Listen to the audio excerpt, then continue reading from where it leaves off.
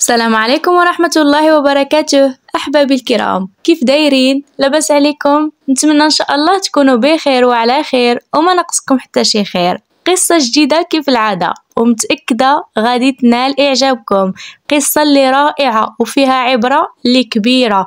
صاحبة القصة مرة وقادة وشربت رجلها من كاس اللي ما عمره ما حلم يشرب منه، كاس المرار.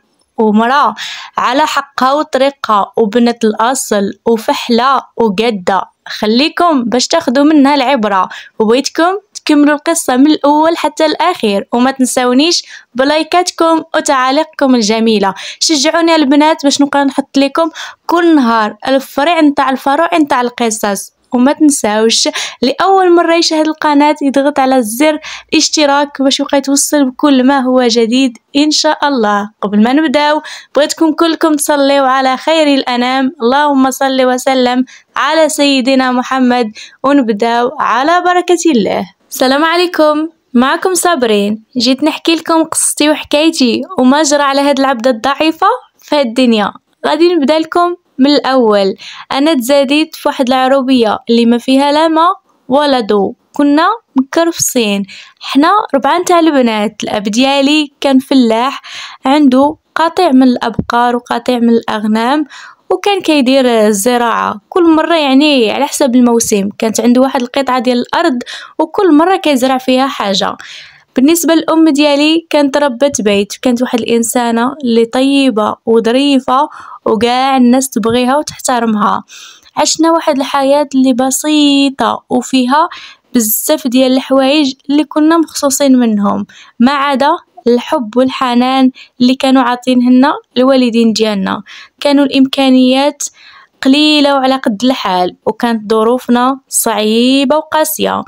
انا قريت حتى السادس وحبست من الدراسة وبكيت وبقى فيا الحال، حيت كنت متفوقة وكنت كنجي من الاوائل في الدراسة ديالي. المعلمين ديالي كانوا كيشهدوا بها وهضروا مع الاب ديالي باش يخليني نكمل قرايتي، ولكن المنطقة اللي كنا ساكنين فيها ما كانش فيها اعدادي والثانوي. الام ديالي عيات ما تزوق فيه وتزنلو على راسو باش يدينا لواحد الفيلاج اللي كان قريب لينا نكملوا قرايتنا فيه. كان فيه الاعداديه والثانويه.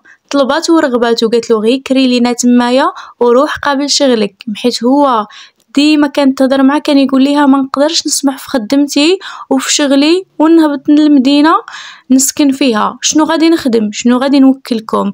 انا هذه هي خدمتي، وهاد البلاصه ما نقدرش نخرج منها الا الا خرجت للمقبره وخرجت متوفي. طلباته ورغباته ولكن بدون جدوى. سلمت امر الله سبحانه وتعالى وجلست في حالاتي وبكيت وبقى فيا الحال. حتى خواتاتي كلهم وصلوا حتى السادس وحبسوا من الدراسة ديالهم. هذا هو المكتب. الحمد لله بقيت جالسة مع الام ديالي وكنتعلم شغال ديال الدار، حتى لواحد النهار وهي تقترح عليا الام ديالي باش نمشي نتعلم الخياطه عند واحد السيده كانت كتعلم وكانت معروفه تما عندنا في الدوار.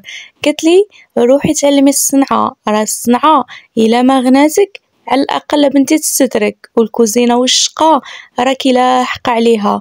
الحياه طويله وانت غادي تسكني في هاد الكوزينه، انت تملي وتعياي وهي ما تعيا منك ما تمل منك، راه ما تهناي منها حتى تموتي. بقيت كنضحك. انا قلت لها الوالده شنو كتقولي؟ قالت لي سيري وديري رايي، شوفي انا شنو راه واقع ليا، راه غير الدار وانتوما وباك كل مره زايدها بالنقير وما عجبو عاد حال. المهم درت بالراي نتاع الوالده ومشيت وبديت نتعلم عند ديك السيده، وكان راسي خفيف واي حاجه كانت كتقولها لي كنت في الساعه كنهزها وبديت كنخدم شويه بشويه ونتعلم. واي حاجه كنت كنطلبها الاب ديالي كنقول له خاصني الثوب ولا خاصني الخيط ولا، كان دائما يوفر لي اي حاجه كنت باغياتها. حتى تعلمت وبديت كنحط الذهب من يدي. اي واحد كان كيشوف الخدمه ديالي كان يحسب له باللي المعلمه ديالي هي اللي خدمتها، وكيفاش كانت تقولهم باللي صابرين هي اللي خدمت هذه الخدمه كلهم كانوا يبقاو حايرين ويقولوا لي تبارك الله ما شاء الله. كنت كنمشي يوميا حتى لواحد المرة غادي يجي عندنا خالي ضيف ويلقاني انا ما كايناش في الدار، غادي يسول الام ديالي وتقولو صابرين راه تعلم الخياطة. تما ما عجبوش الحال، قال لها علاش راكي تخلي البنت تمشي لراسها وترجع لراسها، راه تقدر تعرف على شي واحد ويلعب لها بعقلها وهي باقا صغيرة. المهم من هذاك النهار وهو يزن على الام ديالي، بقى مقابلني ليل نهار، كل ما كيجي كيبقى كيغوت يقول لي ما تمشيش جلسي. الاب ديالي عاطيني الحريه ومخليني نمشي نتعلم، وهاد خالي خرج ليا من الجنب ما عرفتو من تسلط بيا ولا محرر علينا العيشه، غير كيجي كيغوت يقول لها شدي بنتك ما تخليش بنتك تخرج، وشنو هاد الشوهه اللي راكو دايرين لينا، بحال الا انا ما عارفه شنو راني ندير، بحال الا راني ندير الحرام ولا راني دايره شي حاجه اللي ماشي هي هذيك. وانا راني كنت مربيه احسن تربيه، وكنت كنمشي من عند المعلمه ديالي للخياطه، يعني للدار من الدار للخياطه، ما كنتش تنمشي نسقي مع خواتاتي ولا نخرج معاهم لشي بلاصه نهائيا. انا كنت واحد الانسانه اللي حدوديه، كان في العمر ديالي في هاد الوقيته 16 عام ونص. المهم ما خلانيش في خاطري، ما بغاش يقيلني عليه نهائيا. الام ديالي عيات وملات عيات ما ترغب فيه وتقول له خلي البنت عليك في ترونكيل. حتى لواحد النهار كان فايت من جهتي وتلاقاني مع ولد الجيران، كنت كنهضر عادي كان سولني وجاوبته. داك النهار البنات شنو نقول لكم، دوزو عليا كحل، جرجرني من شعري حتى دخلني للدار عند ما قتلني بالعصا وغوت عليا. وداك النهار اللي بكيتو ما ننساهش مادام نحيه. الام ديالي بقات تضرب في خدها وتغوت عليه وتقول له خلي لي بنتي، شنو هادشي اللي راك دير فيها، خلينا عليك، خلينا نعيشوا في الاستقرار ولهنا اللي كنا عايشين فيه. شنو دارت البنت، واش لقيتها دير؟ قالها لقيتها واقفه مع واحد. قالت له هذاك راه ولد الجيران وراني كنعرفو، وراه واحد الولد لا يعمرها دار، راه غير سولها وجاوباتو. ما بغاش يدخلها لعقله وكان كيشرب وكيجي يغوت علينا، بهدلنا وحشمنا قدام الجيران. المهم الام ديالي ما بقاتش قادره تستحمل هاد العيشه وهاد العذاب، قالت لي صاي ما عندك ما ديري بهاد الصنعه، جلسي في الدار اللي تعلمتيه راه فيه الكفايه، لا يجعل شي بركه. واخا جلست في الدار، نفس الاسطوانه بقات تدور عنا في الدار وما بغاش خالي يخلينا نعيشو بسلام. دازت ايام وشهور، واحد النهار غادي يجي يتقدم لي واحد السيد غادي يجي يخطبني. انا الصراحه كنت جميله بشهاده الجميع، وكنت واحد الانسانه اللي طيبه وداخله سوق راسي، وكاع الجيران كانوا كيشهدوا باخلاقي. هو جا خطبني والام ديالي بدون ما تتردد وافقات حتى ما تسولني لا واش انا بغيت ولا ما بغيتش. وفاش جيت انايا ورفضت وهدرت مع الام ديالي قلت لها انا ما بغيتوش، وهو راه كبير عليا وانا بغيت نمشي للخارج ونعيش حياة سعيدة، اما هاد الفقر وهاد العيشة اللي راني عايشتها راه ما منها عيشة، غادي تهزيني غير من جهنم وتحطيني في جهنم كتر منها. قالت لي راه السيد كنعرفوه وراه مزيان وراه موظف مع الدولة وغادي تعيشي مزيانة. قلت لها ما تنسايش راه ساكن مع امه وباه وباقي خوه واختو، راه العيشه نتاع العائله راه ما غاديش تكوني مرتاحه فيها. قالت لي انا اللي نعرف مصلحتك، اللهم تمشي وتهناي في دارك مع راجلك ولا تبقاي لهاد الصداع والمشاكل اللي راه مدوزه علينا خالك، خلينا نرتاحوا. انا راني عييت ومليت. وبدات كتغوت وكتبكي، عييت ما نطلب فيها ونرغب باش ما نتزوجش بداك السيد.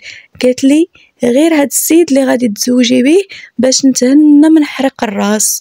الاب ديالي حتى هو وافق على الزواج. انا بكيت وبقى فيا الحال، كنت باغيه نتزوج بشي واحد اللي تكون بيناتنا شي علاقه ديال الحب ونختموها بالزواج، واهم حاجه بالنسبه ليا كنت باغا ندي شي واحد اللي تكون عنده دارو بوحدو ونعيش حره ما يتحكم فيا حتى شي واحد، نعس كما بغيت ونفيق كما بغيت وندير اي حاجه باغاها انا عارفه غادي نمشي عند العجوزه غتبقى تتحكم فيا بطبيعه الحال، غادي تكون هذيك دارها وغادي دير فيا هي ما بغات. انا ما كنتش باغيه نعيش تحت الرحمه نتاع شي واحد، ولكن مع من تهضري ما كانش لي سمعك وكلهم جاو عليا، حتى من خواتاتي قالوا لي يا ريت لو كان تقدم لينا حنايا لو كان خديناه، انتي جاتك الخبزه حتى بين يديك وراكي ترفضيها، حيت هو كان ساكن في المدينه وكان عندهم الظلمه وحنا كنا ناس فقراء وما كانش عندنا هذا ابسط الامور.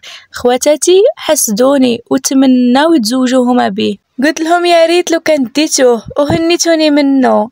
الام ديالي عطات لهم الهضره وبداو كيوجدوا في واحد العشاء غادي يديروا غير على قد الحال، ولكن غادي يكون فيه تركب الخواتم وتكون العائله صغيره مجموعه. الام ديالي كتقول لي خاصك تطلعي غزاله وجدي راسك وقدي حالتك وهما خواتاتك غادي يدوروا بك. انايا كلهم عينيا حمرين بالدموع ودموعي ما بغاوش يحبسوا، ما عندي ما غادي ندير، خاصني نصبر وندوز ديك الليله كما بغاتها الام ديالي. درنا ديك الليله ودازت زوينه صراحه، واخات قلبي كان مقبوض عليا، قلت مع الوقت نقدر نبغيه ويقدر يكون هذا هو الزوج المناسب اللي صفته لله سبحانه وتعالى. دوزنا ايام وايام وبدينا كنوجدوا العرس، ما كنتش كنهضر معاه نهائيا في التليفون، كان زواج تقليدي 100%. بدينا كنوجدوا العرس والام ديالي فرحانه وطايره بالفرحه بحال الا عطاتني لشي وزير ولا شي ولد سلطان. ما عرفتش علاش الام ديالي كانت فرحانه لديك الدرجه، ما خلات ما شرات ليا، جهزتني على حقي وطريقي، اي حاجه كنت نقولها عجباتني ولو غير مجرد هضره كانت كتجيبها لي، وما خلات اي حاجه دارتها على ودي، حتى من واحد السنسله كانت عندها في عنقها باعتها وشراتها ليا واحد الخاتم وكملات شي حويجات بها. المهم غادي وصل داك النهار نتاع العرس اللي كنت نتمناه لو كان غير بعد. غادي نمشي لدار راجلي وانا خايفه منه حيت ما كنعرف عليه حتى حاجه، شفتو زوج ديال المرات في الفتره ديال الخطوبه ديالنا، جلسنا 5 شهور وتزوجنا ومشيت لعندو. الصراحه تعامل معايا بطيبوبه، نهار على نهار وانا نكتشف الشخصيه ديالو، لقيته واحد الانسان اللي ظريف وحنين، ما عمري ما كنت كنتصور فيه هاد المواصفات، كان كيحن فيا واي حاجه قلتها له كان كيجيبها ليا وما خلاني مخصوصه حتى من حاجه، اي حاجه تشهيتها وخات كنقولها له مع 10 ديال الليل كيخرج وكيجيبها لي. عجباتني الحياه نتاع المدينه، لقيت الضوء لقيت الماء، اي حاجه متوفره الا اللوسه السوسه اللي ما كنتش ضاربه على الحساب لقيتها لفعه، غير هي تأمرني وانا خاصني ننفذ. بغات تردني خدامه عندها في الدار، العجوزه اللي كنت ضاربه لها مليار حساب لقيتها واحد الانسانه اللي درويشه ومكمشه ودايها في جنابها.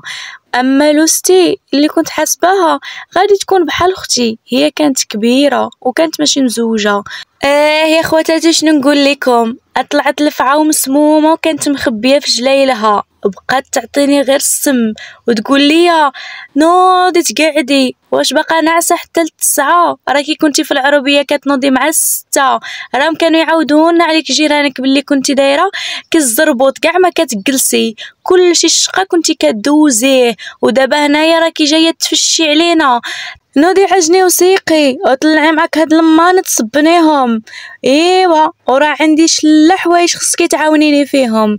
شنو نقول لكم البنات، دوزات عليا الدكاكة وكنت كنسمعها تحرش حتى عجوزتي عليا وتقول ليها هذا مرت ولدك الا ما وقفت لهاش في الحلقومه راها غادي تخرجنا من عين اليبرة. راني عارفه صحابات العروبيه غير شويه يشوفوا الخير ويتفندقوا. خليني مني ليها، ما تقولي ليش خليها مرت خوك واحترميها وعطيها التقار. انا عارفه هاد اللفعات القرطيطات، هاد البنات اللي يكونوا عاد طالعين راهي الا ما وقفتيهمش عند حدهم راها غادي تخرجنا من الدار وتخلينا في الزنقه. تقول لها عجوزتي انا على الشيطان واتقي الله في بنت الناس، راها مرت خوك كي ما نبغيش عليك انا ما غاديش نبغي عليها. تقولها سكتي اما خليني مني ليها انتي خاطيك. انايا في خاطري كنطلب ربي يهزها عليا ونتهنى منها، ما قدرتش نهضر ونواجهها ونقولها علاش راكي تقولي هكا لخالتي. السم كيقطر منها يا عباد الله، عمري ما شفت شي وحده مسمومه بحالها. قلت سيدي ماشي مشكل نصبر على وجه عجوزتي ووجه راجلي، محيت كنت كنشوف مع عجوزتي غير الخير. قلت الله يجعل ربي يجيب لها شي ولد الناس اللي تمشي تزوج ونتهنى منها، ما غاديش نبقى نشوفها. وبقيت صابره. شنو نقول لكم شنو نعاود لكم، دوزات عليا المحنه كل نهار على نفس الموال. غتقولوا لي علاش ما كنتيش تشكاي لراجلك؟ انا راجلي كانت اختو كبر منه ما كانش غادي يقدر يهضر معاها ولا يقول لها شي حاجه. فاش كنت كنتشكالو ونقول له راني عييت وتقهرت وما بقيتش قادره لهاد المسؤوليه اللي تلاحت عليا. راه في دارنا كنت مخنته وكنت كنخدم الخياطه، راه ما كنتش كنشقى، راني ما كنتش نشقى بحال هاد الشقه اللي راني نشقاه في داركم. هاد الشي راه بزاف عليا وهادي راها تماره راه ما تبغيها حتى العدوك. كان كيقول لي غير الصبر يا بنت الناس، غير ندير شويه لاباس وان شاء الله ندفع شي بارطمه ونمشيو انا وياك ليها ونخليوهم يعيشوا هما مرتاحين وحنا كذلك. غير صبري. هذه هي الكلمه اللي كانت مخلياتني نزيد نصبر. وليت كل مره كنسمع اسطوانه اخرى بلي انا ما كنولدش وانا عاقره. دوزت 3 سنين وربي ما عطانيش الوليدات، مشيت دوزت عند الاطباء لا انا راجلي وكانوا كلهم كيقولوا لنا نفس الهضره، كانوا كيقولوا لنا ما عندكم حتى شي حاجه، ما كتعانيو حتى مشي مشكل، غير مازال ربي ما اذنش ليكم باش يكونوا عندكم وليدات. انا كان كيبقى فيا الحال، كنت كنشوف الناس اللي تزوجوا من مورايا وولدوا وانا 3 سنين وما عطانيش ربي الوليدات. شحال بكيت كل شهر، كنت كنصدع على راسي وكنبقى نبكي، وخصوصا فاش كنسمع لوستي اللي كتقطر من فمها غير السم كتقول لي انتي عاقره وغادي نزوجو خويا ونجيبوا له شي مرا اللي تولد له، اما انتي جبناك تاكلي غير البطاطا وما تعرفي تخدمي حتى الشقه مسقد نتاع الدار. كانت كتجرحني بكلامها، ما عرفتش واش كانت كتغير مني محيت انا كنت مزوجه وهي ما كانتش مزوجه. المهم كانت مدوزه عليا المرار. اما عجوزتي صراحه كانت كتدعي معايا وتقول لي ما تيأسيش راكي باقا صغيره ودرك ربي يعطيك. كانت كتشوف فيا الحزن في عويناتي. دوزت العام الرابع وربي ما عطانيش وليدات، والعام الخامس وربي مازال ما اذنليش. كنت كنقول في اخر المطاف انا ما بقيتش قادره على هاد العيشه، محيت فعلا كنت مفوته المرار. وحتى راجلي في هاد الوقيته ولا واحد الانسان اللي تبدل عليا بزاف، ولا واحد الشخص اللي هاملني لواحد الدرجه فوق ما كتصوروها. ما عرفتش واش لوستي كانت كتقول له خاصنا نزوجوك وكان هذيك هي الطريقه اللي كان كينخني بها باش حتى انا نمل ونعيا ونمشي لدارنا، ولا الله اعلم. كان متجاهلني لابعد الحدود، كان هضر معاه ما كيعجبوش الحال، كل ما كنجي نتناقش معاه في شي حاجه كيزعف عليا وكيقول لي نتيما ديما جابده لنا الصداع وديما دايره لنا المشاكل في هاد الدار، ملي دخلتي وحنا عايشين معاك غير في المشاكل. ولا كان حتى هو شوقه وحنينه للوليدات كان كيخليه يتصرف بديك الطريقه. دازت ايام وايام وشهور حتى لواحد النهار وانايا نقلب تليفون تاع راجلي وهنايا غادي نتصدم صدمه ما بحالها صدمة، غادي نلقى راجلي كيخونني مع واحد الانسانة. غتقولوا لي علاش صبرتي له على الخيانة؟ غادي نقول لكم صبروا وسمعوا لحكايتي وما جرى فيها. هاد الوقيته اللي لقيت راجلي كيخونني لقيت راسي حاملة. باش تعرفوا الصدف كيفاش كتكون، باش نفرح وندردك لقيت راسي في مشكل. كيفاش غادي نسلك راسي منه؟ واش غادي نواجهه ونقول له شنو لقيت في تليفونك، ولا نسكت وندير راسي ما في راسي خبر ونكمل حياتي بشكل عادي على جال هاد الحمالة اللي انا حاملة؟ محيت الصراحة 5 سنين و7 شهور وانا نستنى ربي يكرمني ويعطيني شي مولود ولا بنوتة باش نفرح بيها. نلقى راجلي كيخونني مع شي وحده، راه حتى شي وحده ما تتقبلها. قلت ندير شي حجرة على قلبي ونجلس ونسكت وما نواجهو حتى بشي حاجة ونحاول نرد راجلي عندي. قلت هو راه يكون يقلب غير على الوليدات وانا دابا راني حاملة، يقدر غير نزوة وغادي تمر. بديت كنقنع راسي براسي ونحطلو 1000 عذر باش نشفي داك الغليل اللي كان في قلبي ونقدر نكمل في هاد العلاقة. بقيت كنشوف، قلت ما نخليش ولدي ولا بنتي يترباو يتيم وهو عنده الاب ديالو. ميكت ودرت فراسي ما عندي خبر وما جايبه للدنيا خبر وما قلبت ما شفت لا عين شافت ولا قلب وجع. هذه هي اللي درتها انايا. كملت في المسيرة ديالي وفي زواجي، ومن بعد ما دازت 7 ايام خبرت راجلي بانني راني حاملة. صراحة ما كنتش متوقعة الردة ديال الفعل ديالو. فرح وطار بالفرحة، شدني وضمني بين يديه وقال لي هذا اجمل خبر سمعته في حياتي. فرح لواحد الدرجة ما كنتش كنتصورو غادي يفرح ليها. عجوزتي من سمعات الخبر بدات كتزغرت بحال إلا عندنا شي فرح هذاك النهار في الدار.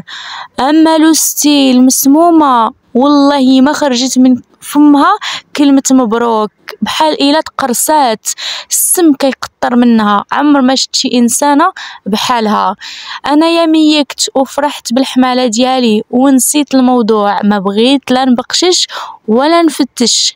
قالك فتش تجبد حنش. راجلي تصرفاته كامله تغيرات ل 180 درجه، ولا مهتم بيا في الماكله ديالي وحتى في الشقه. فاش كيشوفني واقفه ونشقى كيبدا يغوت على اختو، كيقول لها سيري عاونيها، شحال وحنا نستناوها تحمل ودابا من حملت راها واقفه تقدر تنزل هاد الجنين والفرحه ديالنا ما تكملش. هي كانت كتموت فاش كتسمعو يقول هاد الكلام، وغير هو يخرج وهي كتبدا تنقر عليا غادي تجيبي لنا هنايا ولي العهد، غادي تجيبي لنا فلان وفلان. انا ما كنتش نرد عليها، ما كنتش نبغي نعصب راسي، محيت كنت كنسمع باللي فاش كتكوني حامله وتعصبي راسك راه غادي يخرج حتى الجنين معصب وغادي يخرج طالع له الزعاف. المهم البنات كملت في الحمالة ديالي وانا فرحانه وما قداني فرحه. كلهم الناس فرحوا لي وبقاو كيباركوا لي فاش سمعوني انا حامله. اما الام ديالي هذاك النهار كان عندها هو الكبير فاش عرفتني حامله. ما خلات مسكينه ما جابت لي واي حاجه تشهيتها، كانت مسكينه تصيفطها لي من العروبيه حتى لعندي. دازت حماله اللي زوينه وزوينه بزاف ما ننساهاش مادام نحيه. ولدت الحمد لله وتفكيت على خير وبخير وجبت وليد، وراجلي دارلو احسن اسبوع، وعجوزتي حتى هي ما قصراتش صراحه. اما لوستي المسمومه ما حضرتش نهائيا لداك الاسبوع. الله يستر، ما عمر ما شفت شي انسانه فيها السم والحقد والكراهيه بحالها. كانت كتغير مني الا لبست غير حاجه جديده كتبقى غير كتشوف وكتنقر. غادي تدوز 4 شهور على الولاده ديالي وغادي تمشي لوستي تجلس مع خالتها واحد المده اللي طويله. فاش شافت ولدي صعيب وما كيسكتش ليا قالت لمها انا غادي نمشي ونخليها منها لولدها ولدارها وكوزينتها، ما نبقاش انايا تراسة عندهم. حيت راجلي كان كيقول لها نوضي تشقاي ونوضي تعاونيها، راه دابا التربيه وما غاديش تقدر تقابل الدار والتربيه. المهم فاش مشات تمايا انا الصراحه اللهم الدار والولد الصغير ونتهنيت من غيرها، ويلا هي جالسه معايا وكيما درت ما كيعجبهاش الحال. انا اكثر حاجه عندي في الدنيا هي الانسان يبقى يامر عليا ويزيد ينقر من الفوق. لو كان غير يسكت ديري الحاجه كيما جات ياكلها وما يزيدش يعيب عليك. من مشات تمايا عند خالتها غادي يشوفها واحد الراجل كانت ميته له المراه وغادي يجي يتزوج بها. انا فرحت وطرت بالفرحه، قلت الحمد لله غادي تمشي للابد وغادي نتهنى بها ونولي غير انا وراجلي وعجوزتي. وكان حمايه حتى هو معانا، ولكن كان دايها في سوق راسو، ما كان لا يهدر ولا يتكلم، غير يدخل يتغدى ولا يتعشى، والاغلبيه ديال الوقت كان كيجلس برا. هنايا قلت لراجلي خاصنا ضروري نجمعوا راسنا حتى حنا باش نديروا دارنا ونحققوا احلامنا. في الاول كنت ميكا ما كانش سوقي، كنت نقول غادي يجي شي نهار ويدير الدار، ولكن فاش كان يعني ما عنديش وليدات ما كنتش همتني. دابا قلت عندي ولدي خاص ضروري من يكبر يلقى حتى هو دارو، وإلا ربي كتب وخدا العمر نخليو لهم بعدا فين يسكنوا. راجلي قال لي ما بغيتك تاخدي نهائيا موانع الحمل، نتيا راه باش حملتي حتى شبنه خاصك ضروري تزيدي تولدي. انا صراحه ما كنتش مستعده نهائيا لا نفسانيا ولا معنويا باش نزيد نولد. بقى كيقنع فيا قال لي راه غادي تقدري تاخدي موانع الحمل وتجيبي مده طويله وما تولديش. سمعت الهضره ديالو وقلت اللهم نجيبهم بزوج في خطره ونربيهم ونتهنى مره واحده. واخا ولدي كان صعيب قالت لي عجوزتي بنتي انا نربي معاك. الصراحه بقى كيهضر معايا وحتى اقتنعت. حيدت موانع الحمل وربي ما جابش لي، جلست مده 5 سنوات وانا بلا ذريه كذلك. سبحان الله ما عرفتش مناش كان عندي المشكل. دوزت وقالوا لي ما عندك حتى شي حاجه، راه مادام ولدتي المره الاولى راه تقدري تولدي المره الثانيه. مشى راجلي حتى هو دوز وقالوا له عندك الامور كلها مزيانه غير صبروا درك ربي يرزقكم. مهم داز ديك ال5 سنين وهنايا ما كان حتى شي حاجه. صراحه بديت كنتقلق، ولكن في نفس الوقت نقول الحمد لله مادام ربي عطاني هاد الوليد راه فيه الخير والبركه. في هاد الوقيته كنا بنينا دارنا، كان شيخي خلى واحد المبلغ من المال وعطاتو عجوزتي. الراجلي شرى بيه واحد البقعه ارضيه وهو بدا يبني شويه بشويه حتى سالينا لتحت، درنا له الفينيسيون، والفوق كنا بنينا غير السور وبدينا كنفرقو شويه بشويه. المهم من بعد ما دازت واحد المده غادي راجلي يبدا يخدم واحد الخدمه اللي ما كنتش انا راضيه عليها. ما غاديش نقدر نقول لكم نوع الخدمه، ولكن غادي تأدي به يا اما يخرج خارج البلاد يا اما غادي يمشي للحبس. هنايا دازت عليا واحد الظروف اللي صعيبه وقاسيه لاقصى درجه. ما كنتش قادره نفرق راجلي وما كنتش قادره نخلي راجلي يدخل الحبس. غادي يضطر ويقول لي خاصكي توافقي باش نخرج على برا، حيت كان عنده ناس اللي قدروا يخرجوه ما بين عشية وضحاها. انا ما قدرتش نقول له لا ونمنعه، حيت الا منعته راه كان غادي يمشي للحبس. قلت ماشي مشكل غادي يمشي ويصايب وراقيه ويجي ياخدني انا وولده. وافقت وقلت له ماشي مشكل، ولكن دمعتي ما حبساتش نهائيا. والدار اللي كنا سكننا فيها كانت طبيعة الحال كان جا معايا حماية وحتى عجوزتي، محيت ما بغاش يخليني في الدار راسي، قال لي بعد على الاقل يجيو يونسوك. مشى راجلي وكان عندي امال باش يدير وريقات ويجي يديني باقصى سرعه. كان موعدني وقال لي ما غاديش نتخلى عليك وغادي نكونوا انا وياك يد وحده. من بعد ما مشى راجلي انايا العادة الشهرية ما بقيتش شفتها، وغادي تمر غير مدة 20 يوم من مور ما مشى، وغادي نلقى راسي حاملة. دائما سبحان الله الحمالة ديالي ما تجيش في بلاصتها وما نفرحش بيها كما الناس.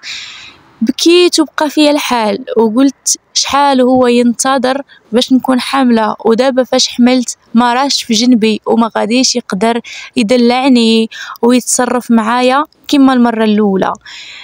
ما عندي ما غادي ندير، هذا هو المكتاب. حمدت الله وشكرته صراحة. الام ديالي والاب ديالي واخواتاتي كانوا مسانديني وبزاف في هاد المحنة، حيت ما كانش مخلي لي شي مبلغ كبير اللي نقدر نعيش بيه. كان غير الاب ديالي كيصرف عليا، والمحسنين الله يكتر خيرهم كانوا مرة كيتفكروني. بقيت واحلة في راسي دابا، زوج ديال الوليدات ماشي سهلة. كنت كنطلب ربي يعطيني بنية باش تكون عندي بنية وليد، ولكن لسوء الحظ ربي رزقني كذلك بوليد. الحمد لله على الصورة اللي كانت كاملة. من هنا غادي تبدا المعاناة، والمعاناة اللي غادي نولي كان قاسي وكان عاني. اما لوستي ولات دايرتني بحال شي خدامه، ولات كتأمر عجوزتي وكتقول ليها ما تسكتي لهاش، دابا غير خويا ما راهش هنا. بقات كتحرشها وكتحرضها حتى ردتها ما كتحملني ما كتقبلني. ولات عجوزتي هي اللي مسيطره عليا في الدار، كنخرج بشوارها وكندخل بالشوار ديالها، واي حاجه بغيت نطيبها خصني نشاور معاها. انا يا صافي رجعت مخنوقه وما قادراش نعيش معاهم، ولكن ما عنديش فين غادي نمشي. كان ضروري نجلس حيت ولدي كان كيقرا، وكان المدرسه تما قريبه، والعروبيه اللي كنا ساكنين فيها نتوما عارفين مدرسه يلا حد السادس، والضو ما كانش والما ما كانش، واخا دازت كاع هاد السنين هما كان مازال ما وصلهم لا ضو ولا ما. تأزمت وطحت في حالة ديال الاكتئاب، ما بقيتش نلقى حتى باش نشري لولدي الحليب وليكوش. هنا غادي نتفكر الكلام نتاع الام ديالي وتقول لي الصنعه الا ما غناتك تسترك، وغادي نشمر على دراعي ونوض نخدم، وغادي نشري واحد الماشينه اللي صغيره ونبدا بها. وبديت كندير الكليان ديالي. تقول رجلك واش ما كانش يصيفط لك؟ غادي نقول لكم طبيعة الحال راجلي غير مشى شق الماء ونساني ونسى ولادو. كان كيهضر مرة فاش نقول له علاش راك غايب عليا يقول لي غير راني كنقلب على الخدمة وراني مازال ما خدمت، وكيعطيني 100 حجة وحجة. هنا قطعت لياس وقلت الراجل باينه راه نساني ونسى ولادو، خاصني نشمر على دراعي ونبدا خدامه على وليداتي. راه الا بقيت جالسه هكا راهم غادي يسيبوا ولادي بالجوع. ديما كنت في الصداع وفي المشاكل، وكانوا يتمنوني نخرج من الدار ونخليها لهم. لوستي كانت دير عدة محاولات باش تخرجني من الدار، ولكن انا كنت صامدة وما كانتش قادرة تهززني. حتى السحر التجأت له، لقيت السحر عدة مرات في الدار ديالي. الشعوذة وليت كنمشي لها اللي ما عمري ما كنت كنفكر نوصل ليها باش نفسخ داك الشيء اللي كانت كديرو لي لوستي. بغات تحمقني وتخرجني من الدار بأي طريقة. كنت صابرة على جال وليداتي، وغادي نهضر مع راجلي ونقول له يا اما دير لي شي حل ولا انايا غادي نخرج من هاد الدار. هو الحاجه الوحيده اللي كان يقول لي ما تخرجيش من الدار، جلسي في الدار، انا الدار انا اللي بنيتها وخليتك فيها بيك بولادك، جلسي والصبري حتى يحن ربي وغادي نجي نديكم. هذه هي الكلمه اللي كان كيقول لي وكان يخسر عليا. اما باش يصيفط لي ويتفكر وليداتو نهائيا ما كنتش كنشوف الدور ديالو. فاش نهضر معاه يقول لي غير ما كاينش الخدمه، ديما هو ما عندوش الخدمه وما عندوش الفلوس. بقيت صابره وكان عاني ونقاسي نهار على نهار، وانايا كندوب بحال الشمعه. الحمد لله لقيت ديك الخدمه اللي هزيت بها راسي ووليداتي شويه بشويه. بقيت كنتعرف وحده تجيب وحده حتى وليت مشنوعه بلي خياطه ماهره. ولادي بداو كيكبروا شويه بشويه، وحتى لواحد النهار ولوستي وقفت عليا وقالت لي خصك تخرجي من الدار. هنا وصلت بينا للشيطان الرجيم. تخاصمت انا وياها. الاحترام اللي كنت محترماها هاد المده طويله والسكت اللي كنت ساكته لها، هاد النهار عطيتها قتله نتاع العصا وكركبتها مع الدروج. وصلت بيا للعظم، بقيت كنغوت على احر من جهدي وقلت لها خرجي يا السحاره. هنا ولات صفرة وما قدراتش ترد عليا، سكتات وحلفات فيا، قالت لي والله ما نخليها فيك، انايا بنت المرا عمرها ما ضرباتني وجيتي نتيا البزه الخنزه ضربتيني. صونيت الراجلي وعاودت له لافير شنو وقع وشنو صرا. قلت له غادي تصيفط لي الوكاله وتكتب لي الدار على الاسم ديالي ولا ما غاديش نبقى هنايا، غادي نحرقها ونحرقها بها بناسها. صراحه راجلي ساعفني، هذه هي الحاجه الوحيده اللي دارها مزيانه في حياته. قال لي صاي ولا عليك. جلسنا مده قصيره وصيفط لي الوكاله وكتبت الدار على سميتي واحد المده ديال عامين. وراجلي قال لي خصك تعطيني الطلاق باش ندير الوراق ونجي نديكم. انا كي الهبيله ثقت فيه ودرت النيه، وفعلا طلقت راسي وخليته حر باش يدير هو ما بغى. تزوج بواحد القاوريه ولحد الساعه مازال ما شفتش وجهه، ما كيهضر ما كيسول، عاش حياته طول وعرض. انا الحاجه الوحيده اللي ربحت وليداتي وربحت الدار اللي خديتها وكتبتها على الاسم ديالي. الحمد لله من لقيت الدار اللي راها جمعتني انا ووليداتي.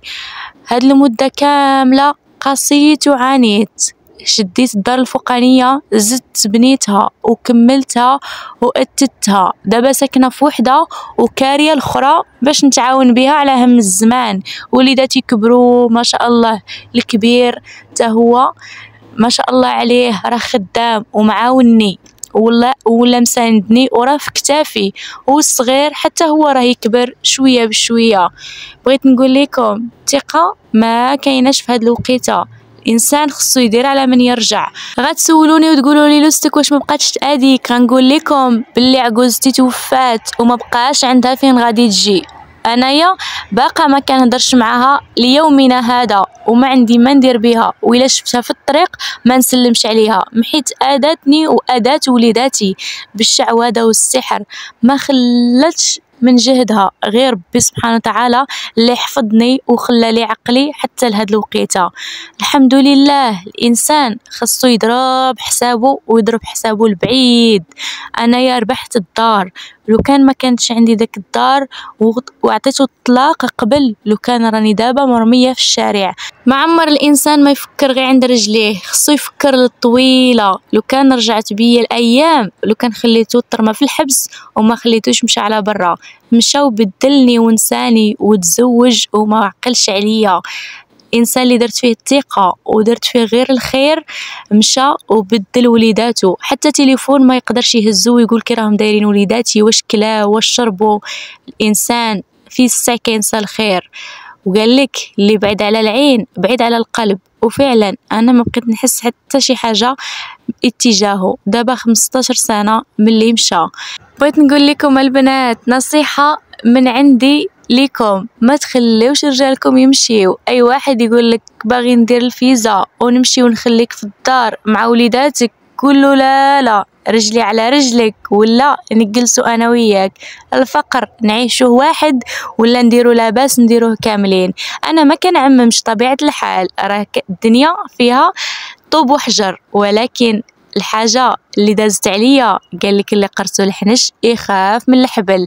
انايا بغيت نقول لكم راكو خواتاتي وعزاز وغاليين، تهلاو في راسكم وتهلاو في رجالكم وخليوهم حداكم، ما تطلقوهمش. الدنيا صعيبة والزمان يبدل. هذه هي قصتي وهذه هي حكايتي، وبغيتكم تاخذوا منها العبرة يا أغلى متابعين. ما تنساونيش اللي وصل حتى لهنا يخلي واحد اللايك وواحد التعليق، ونتلاقاو في شي قصة جديدة إن شاء الله. خليتكم على خير، دمتم في رعاية الله وحفظه. إلى اللقاء يا أحلى متابعين.